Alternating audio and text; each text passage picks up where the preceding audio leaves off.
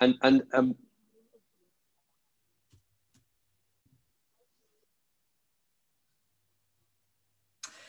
Well, hello there. I'm Elizabeth Lovius, leadership coach and facilitator and change maker. And I'm here with Martin Palethorpe. He's my friend and colleague and partner in crime. I've known him for many years. And he too also works with leaders as a coach and mentor, helping them think better. And we're exploring something today that I know is a subject that's massively close to your heart, Martin. It's the subject of leadership, but not any leadership, conscious leadership, which are two words that sit together nicely, but I wonder, what do they actually mean? And in particular, Martin, what do they mean for you? So do you want to tell us a little bit about what you see as conscious leadership, and anything else you'd like to share with us about you and how you came to be fascinated by this subject? Thank you, Elizabeth. So I'm going to start off reflecting on the word conscious as part of that. And so conscious, being aware. And it's very easy to live and work and lead unconsciously, not really aware of what's going on for us or how we're coming across or what choices we're making. So the key part of this is being conscious, being aware of our thoughts, our feelings, being aware of how we're coming across, being aware of the choices we're making, being aware of where we're gripped by our ego, being aware where we're caught in a story in our heads that is not helpful or true, being aware.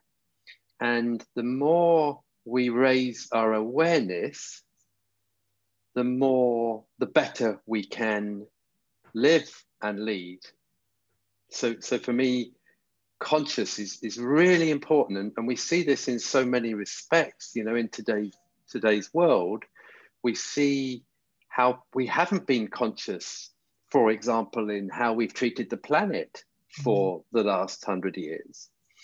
So when we are unaware of the consequence of the choices that we're making, we can make decisions and choices that aren't that clever. So first thing is, how do we becoming more conscious? And then the second thing is obviously leadership.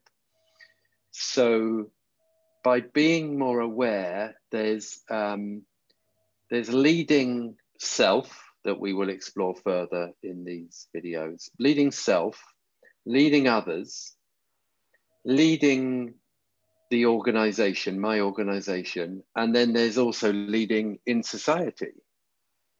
And so putting these two words together, the more aware I become, the more clever I can be in all aspects of leadership. So it sounds like when you're talking about conscious leadership, you're talking about this capacity that we have to be aware. And you're suggesting that why it matters is the more aware we are of what we're doing, our leadership, the more choice we have. Is that your fundamental, what you're seeing here? Or are there other reasons why it matters? The more choice we have, but also the more clever we can be in what we choose. Yeah. I'm listening to you and I'm thinking, you just mentioned the planet. Well, I think we grew up in around the same time in the 70s, within a few years of each other. And I don't know about you, but in Australia, plastic straws, right? Everywhere. I don't know if they were when you were a kid. And it's such a fantastic metaphor for this idea of awareness. We didn't think twice about plastic straws. We made things with them, you know, toys and games. We used them, obviously, for drinks. And then one day I saw a sea creature impacted by a plastic straw. And from that moment, I was now awake and aware about something that up till that moment I hadn't given a second thought to. And I think that's when I hear you talk, I hear that that's what becomes possible when I become awake and aware to something, is I start to see it differently. Is that what you're pointing to? Yeah, absolutely. And I mean, that's a wonderful example. And there's other examples we might look at is, for example, awareness around health and well-being. Mm-hmm. We it's very easy in 20s and 30s and 40s, if it's not always age related, but to not really be aware of the impact of living our life in a damaging way. And then all of a sudden something happens to us at 45, let's say, and we suddenly go, oh my goodness, I'm going to have to stop doing that. It's having a negative impact on my health. So actually for decades, we spend making choices that, because we're not really aware, that aren't supportive of us living and being healthy. And then if I take a leadership example, well, I might be a leader just because I've got to the top because I was good at what I was doing, good at achieving results and so on. So I get to the top without being that aware of my leadership style and the impact of my leadership style. And then all of a sudden, 5 people in my organization leave, and on the form about why they left, they put the leader's style down. And all of a sudden I start to raise my awareness and go, maybe the way I've been leading people is not working. And through that awareness, if I'm open and not gripped by ego, I can really look and become more considered in how to be an highly effective leader. So it sounds like, from what you're saying, there are lots of benefits from being more awake, more aware, more conscious, and they improve us as people, as leaders, help us make better choices, help us take different actions, wake us up to things. So I think the case for being conscious is there. So then the next question becomes, well, how do you do it? How do you develop conscious leadership? What would you say to that? So I think we've got to understand, we've got to become more aware to start off with, to perhaps look at what elements of how we're living and working and leading are not working. We've got to have an openness to want to improve and live and work in a more effective, more happy, more balanced way. And some people might not be interested in that, but really there'll always often be a downside to the way that we are living and working. And the first stage of this is, do I want to change? Do I want to improve and become better? And that, if the answer to that yes, then the journey becomes one of awareness, one of looking at what isn't working, and what's underneath it is often my thinking.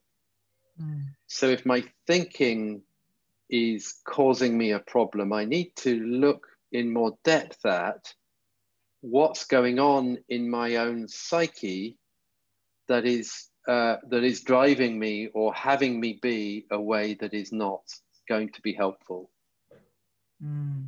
So it sounds like there's a measure of courage here, or willingness to go beyond my habits that I might have got myself into. Just referring back to the 45-year-old person who wakes up to the idea of awareness in health.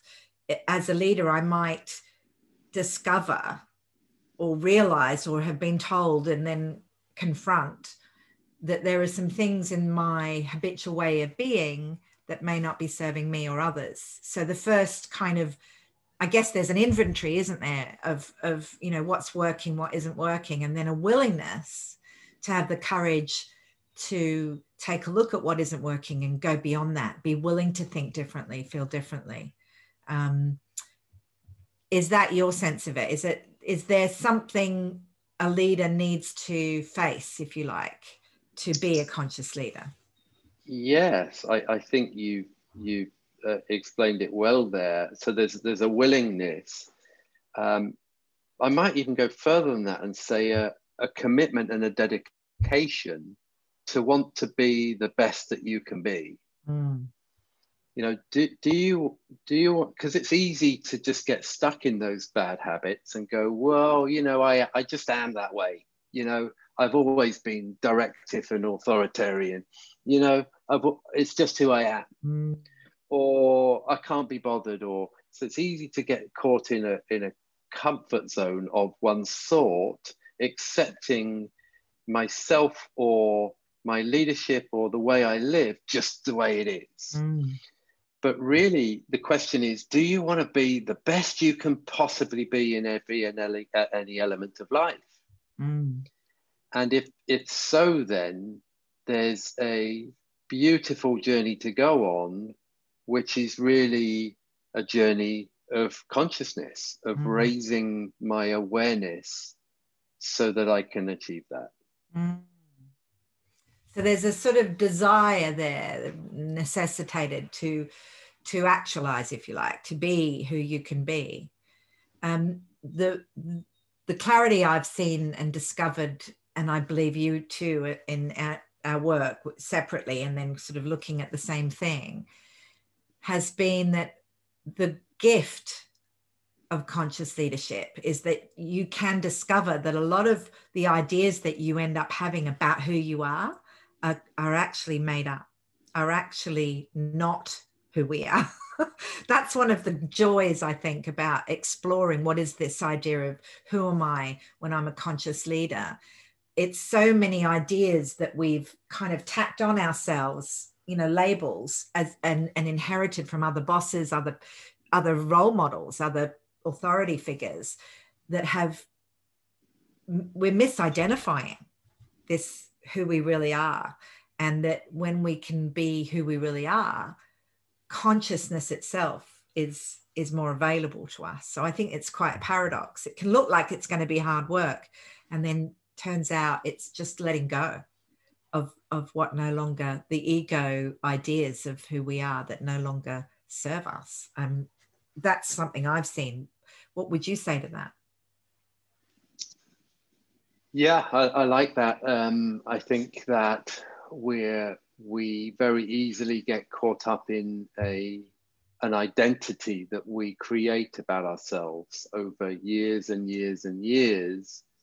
We are a certain way. We create labels that say, well, I'm confident, or I'm not confident, I'm extrovert, I'm introvert, I'm not very good with feelings, I'm not very good with conflict, etc., etc., etc.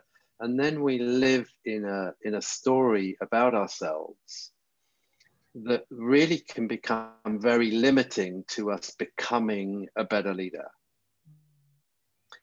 So the exploration of our work and the way we help people is then to blow all of that thinking away to what would it be like if we didn't have that thinking? What would it be like if our thinking wasn't limiting who we can be in any moment?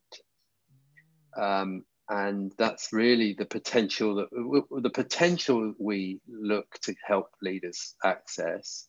But also what's available from that place is a level of authenticity that is a key part of leadership nowadays. And it's a key part of being a conscious leader. Sounds like, Martin Palethorpe, you're offering leaders the chance to be unbounded, if I can say that word, liberated from whatever limits and prisons that they live in, and lead from that place, lead their true self. Is that what we're saying here? Thank you. Yeah, a beautiful way of saying it. It's why we named the company, Unbounded. It's how do we become unbounded in life? How do we really break free from any shackles that we've created for ourselves? How do we access greater potential? How do we live and lead more fully? How do we be alive? Yeah. And ultimately that comes from being unbounded from the thinking that we may have. I love that. Well, I know that next time we're going to take a deeper dive into this idea of our true self, our true identity, leading from that place, leading self. So we'll be coming on to that next time.